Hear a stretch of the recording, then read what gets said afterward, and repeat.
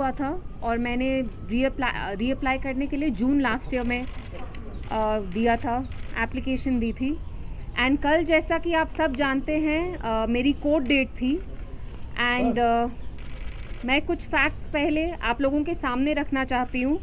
जो कश्मीर के regional passport officer हैं उनका नाम देविंदर है।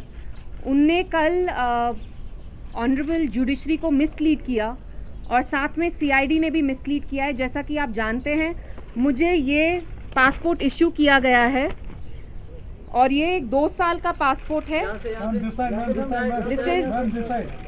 This is the 2 year passport और इस पासपोर्ट में बड़ा क्लियरली लिखा है कि it's valid for UAE only. और मैं ये एक बात बहुत क्लियरली कहना चाहती हूँ कि कल ऑनरेबल जुडिशरी को मिसलीड किया गया और जो पासपोर्ट ऑफिसर है उनने जुडिशरी में कोर्ट में ये कहा गया कि हमने इसको पासपोर्ट इशू कर दिया है। और इसमें जो हमारे ऑनरेबल डेप्यूटी सोलिसिटर जनरल है उनका नाम शम्सी साहब है, उनने भी जो मेरे जज जो मेरा कोर्ट केस सुन रहे थे, लेडी हैं वो, उनको ये कहा कि आप ये पिटिशन डिसमिस कर दीजिए क्योंकि हमने इल्तिजा को पासपोर्ट इशू कर दिया है। तो ये कौन सा पासपोर्ट है आप मुझे खुद बताइए। मैं इंडियन एक सिटीजन हूँ, बाद में आप कॉपी ले लीजिएगा। मैं एक लॉ अबाइडिंग सिटीजन हूँ, मैंने आज तक कोई कानून नहीं तोड़ा है। और ये 2 साल का पासपोर्ट इशू करने के लिए भी मेरे नाम पे ये ऑफिशियल सीक्रेट एक्ट इन्वोक किया गया। और ये सीक्रेट एक्ट तब इन्वोक किया जाता है जब किसी भी इंडियन सिटीजन के अगेंस्ट एस्पियोनाज यानी जासूसी का कोई चार्ज हो। और जो मेरे अगेंस्ट एडवर्स रिपोर्ट दी गई है सीआईडी ने, सबसे पहले तो सीआईडी ने कोर्ट में ये कहा कि हम इनका पासपोर्ट नहीं रोक रहे हैं, हम इल्तिजा का कोई भी फंडामेंटल राइट वायलेट नहीं कर रहे हैं। जैसा कि आप जानते हैं right to travel abroad is a fundamental right and I am being deprived of that right. And ये मेरे साथ हो रहा है और मैं एक पूर्व मुख्यमंत्री की बेटी हूँ। I am not entitled to a passport क्योंकि महबूबा मुफ्ती साहिबा मेरी मदर है। I am entitled to a passport because I am a law abiding Indian citizen.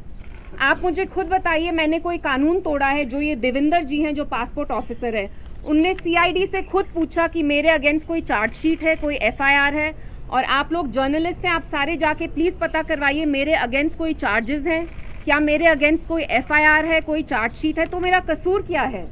और अगर मेरे साथ ये हो रहा है तो आप इमेजिन करिए कि एक आम कश्मीरी इंसान के साथ क्या हो रहा है, जो यहाँ आम आदमी है, जो यहाँ की जनता है, उनके साथ क्या हो रहा है। और ये बात बस मेरे पासपोर्ट की नहीं है, आप अपनी कम्युनिटी में देख लीजिए।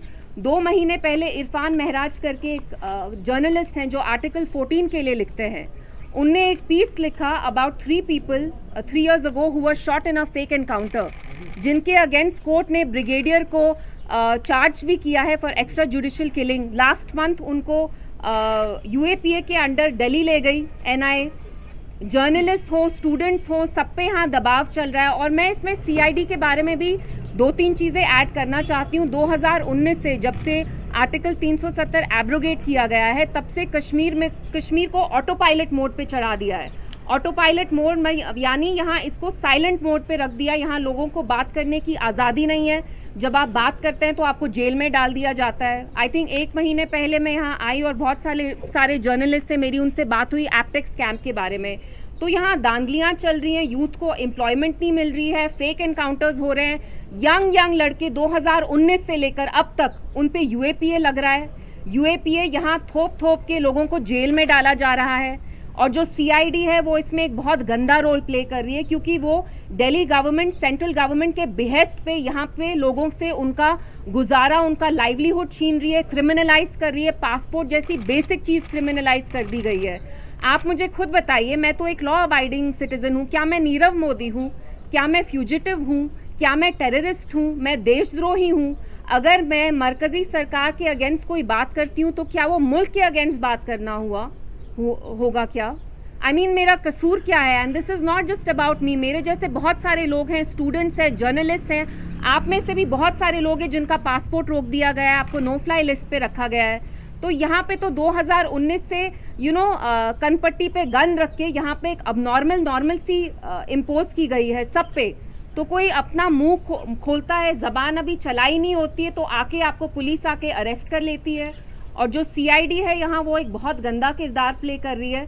2 हफ्ते पहले उनने कोर्ट में ये झूठ बोला कि हमने इसका पासपोर्ट नहीं रोका हुआ है, आप ये पिटिशन डिसमिस कर दीजिए। और मैं आज ये ऑन रिकॉर्ड कहना चाहती हूँ कि कल जो हमारे डेप्यूटी सोलिसिटर जनरल भी हैं, उनने कोर्ट में झूठ बोला, जुडिशरी को मिसलीड करने की कोशिश की गई, क्योंकि वरना तो मैंने पासपोर्ट रीएप्लीकेशन के लिए जून में दिया था, तो कल जाके इनने जल्दी जल्दी क्यों डिस्पैच किया? क्योंकि ये जानती थी कि कोर्ट मेरा केस लेगी and the court will ensure that they get more than a rap on their knuckles और इनको मेरा पासपोर्ट इश्यू करना पड़ेगा। और जैसे मैंने कहा, बात मेरी ही नहीं है, मैं बाकी लोगों के लिए भी बात करती हूँ। यहाँ जो चल रहा है, जो धांधली चल रही है LG एडमिनिस्ट्रेशन में, इतने स्कैम्स हो रहे हैं, जाके देखिए आज जम्मू में फायर एंड इमरजेंसी सर्विसेज की जो रिक्रूटमेंट है उसमें स्कैम चल रहा है। जम्मू में लोग आ गए, यंग हमारे बच्चे हैं, बच्चियां हैं, लड़के हैं, लड़कियां हैं, दे ऑल अनएम्प्लॉयड। JNK में the unemployment rate has cross 40%। लोग सब जानते हैं कि मैं साइलेंट पे रख दी थी। आप लोग सब जानते हैं मेरा